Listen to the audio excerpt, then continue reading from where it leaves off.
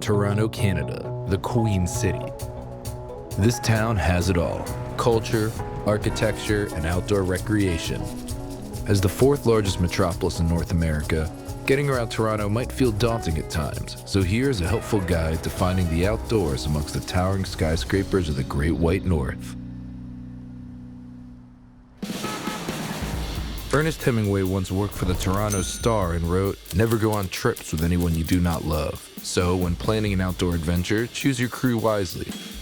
Once that's done, we recommend meeting for a Swedish fika to make a plan. All right, let's make a plan. Toronto is known for its path, a network of tunnels that run 19 miles throughout the city. If you wanted, you could go an entire winter in a t-shirt without braving the elements. Yeah, but what if we want to brave the elements? Well, then you're going to want to bundle up.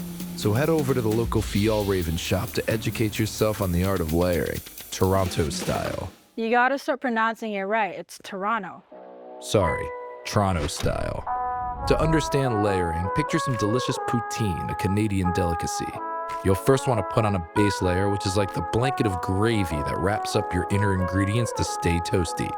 Next, you'll add a mid-layer, like cheese curds, which can be a down jacket to keep your core warm.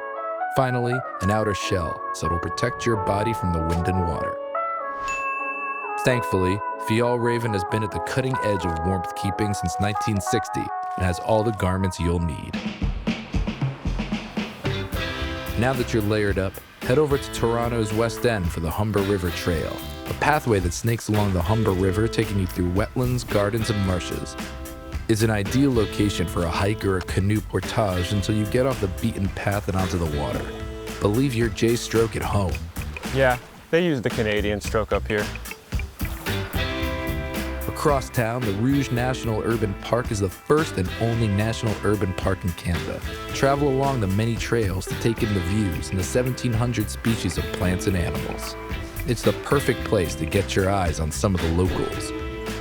From here, head to the coast and spend an afternoon at the Scarborough Bluffs Park and look at the dramatic steep cliff. Definitely steep. Hey, I told you so. To take a break from the hustle and bustle of the city, the Hanlan's Ferry chugs passengers back and forth to the Toronto Islands, a chain of small islands that was separated from the mainland by a heavy storm, and now is home to greenways and beaches. Bring some bikes over and enjoy the miles of carless streets. Some of the beaches are clothing optional, but when the temperatures drop, we advise keeping your layers on to enjoy the beautiful views. What do we think about the lake, gang? It's great. Yeah, it's great. It's a great lake. Interested to see where else this aquatic superhighway could lead them, our crew decided to travel out of the city north. 4 hours outside of Toronto, we find the Bruce Peninsula, a landmass that divides the Georgian Bay and Lake Huron. This peninsula is world-renowned for its hiking trails, turquoise water, and unique coastal formations. We catch up with our crew at the northernmost point in the town of Tobermory. From here, they'll begin their journey into Bruce Peninsula National Park.